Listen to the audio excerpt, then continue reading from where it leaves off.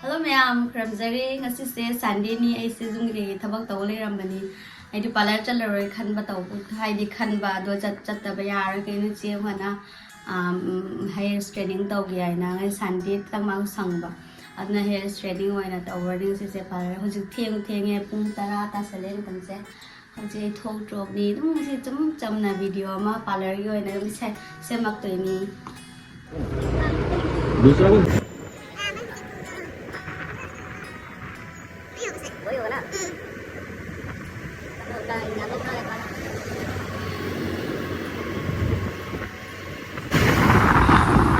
Flatway Road to sa bypass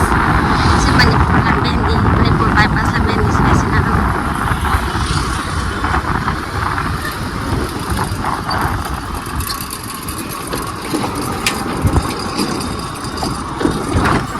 sampai na Kandy Road di Sasa ये गाड़ी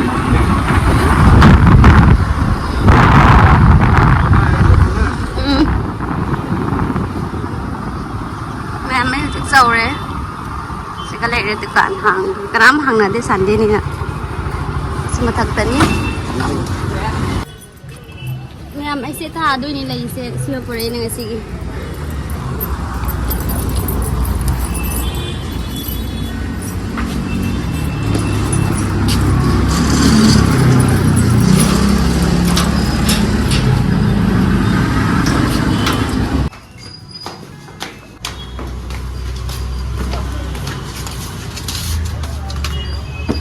na lấy thái nó thật ra bây giờ mà đang được thạp tăng ai chai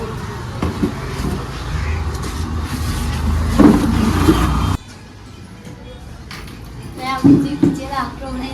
hàng ở đấy mang đi đâu đấy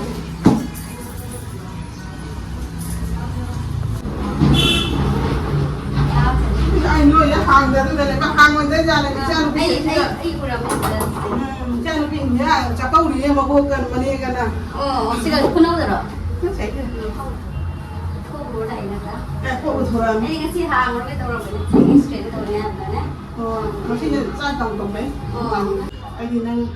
ngân là cả hàng lắm tới mà này này hàng thì anh xin ngân thường Masan di kata orang tuan sedikit kada. atau di hana kecil hana kalian tinggal orang kalian puasa atau kayaknya Mana ni mana tapi sih di mana. ini kayak ini halang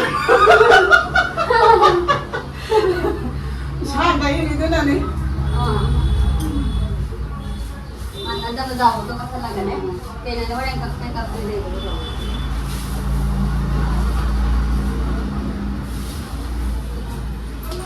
Nang Sunday dah close ni juga.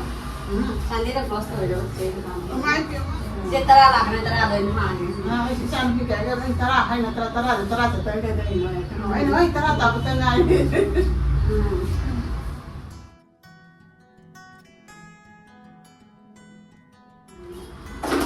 isa pa lang yung 1 saw Kenapa dia kotor buat tangan ni banyak?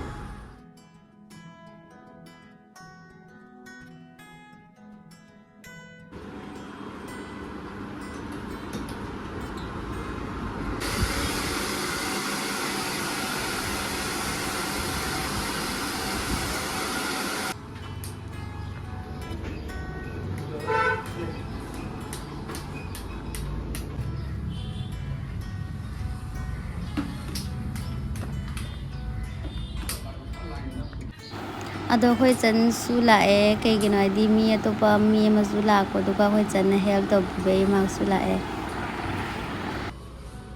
to me am thieng na lore khali bangan na loi ga dry na sanda ta re ji thabok le sali khoi chan na kana wai sipi di ai na hu din ha ye na na da chat le ni ji la sala ni na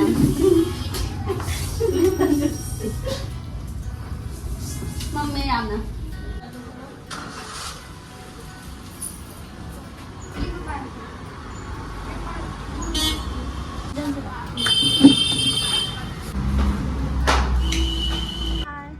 Ada ma'am हुई तंचना को मायनी मोमो चा चली दुकान लोई देना थोंग लोचन लोई देना मोमो चा बचत ली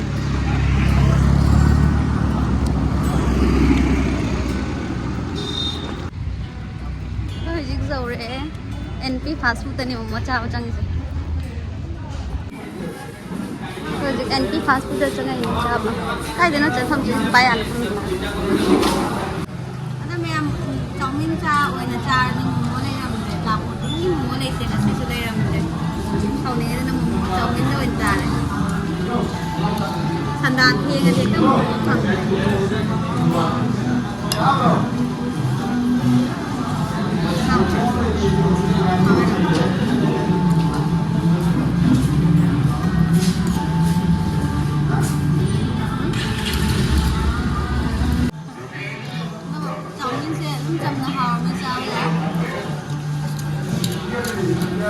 mua ta là chồng người ta haru yang sai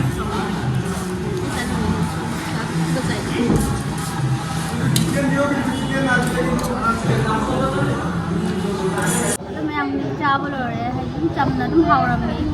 rồi lột xế xế ra đúng rồi sau này rồi đúng chầm là video mà chào